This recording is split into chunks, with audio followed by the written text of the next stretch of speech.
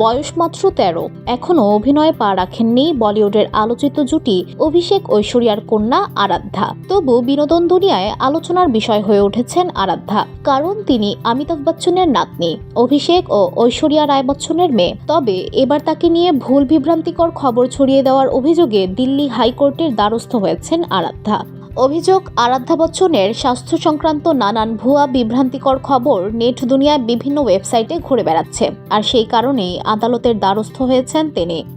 ধুলো, ময়লা ও ক্ষতিকর ধূলিকণা থেকে নিমিষেই মুক্তি দেয় চৌধুরী এয়ার পিউরিফায়ার। এর শক্তিশালী সাকশন ঘরের কোনায় কোনায় লুকিয়ে থাকা সকল ধুলা টেনে ফিল্টার করে এবং বের করে আনে নির্মল ও স্বাস্থ্যকর হাওয়া।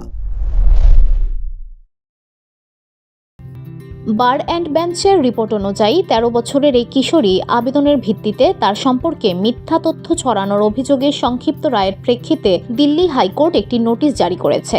ইতোমধ্যেই গুগল, বলিউড টাইম সহ একাধিক অনলাইন প্ল্যাটফর্মকে আইনি নোটিশ পাঠানো হয়েছে, যেখানে আরাধ্যা বচ্চন সম্পর্কিত বিভ্রান্তিকর তথ্য সরিয়ে নিতে বলা হয়েছে। তবে আগামী ১৭ মার্চ এই মামলার পরবর্তী শুনানির দিন ধার্য করা হয়েছে।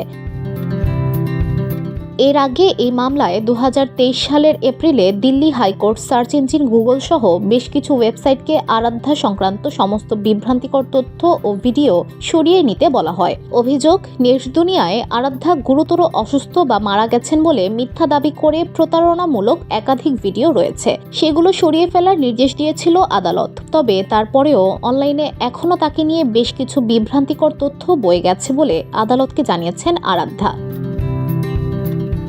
২০২৩ সালের শুনানি চলাকালীন বিচারপতি সি হরিশঙ্কর এই জাতীয় বিষয়বস্তু প্রচারের তীব্র নিন্দা করেন। তিনি বলেন, প্রতিটি শিশুর উপযুক্ত মর্যাদা ও সম্মান প্রাপ্য। তিনি বলেন, একজন নাবালিকার স্বাস্থ্য নিয়ে বিভ্রান্তিকর তথ্য ছড়ানো আইনত একেবারেই গ্রহণযোগ্য নয়। সে সময়ও তাই আদালত গুগল সহ বেশ কিছু ওয়েবসাইটকে এই জাতীয় সামগ্রী আপলোড করার জন্য দায়বদ্ধ করেছিল। মালয়েশিয়ান প্রযুক্তিতে তৈরি অত্যাধুনিক cleaning machine modern vacuum cleaner যে কোনো ধরনের ধুলো ময়লাকে পরিষ্কার করে ঘরকে করে তুলুন চকচকে ও আকর্ষণীয়। Modem, brand of luxury.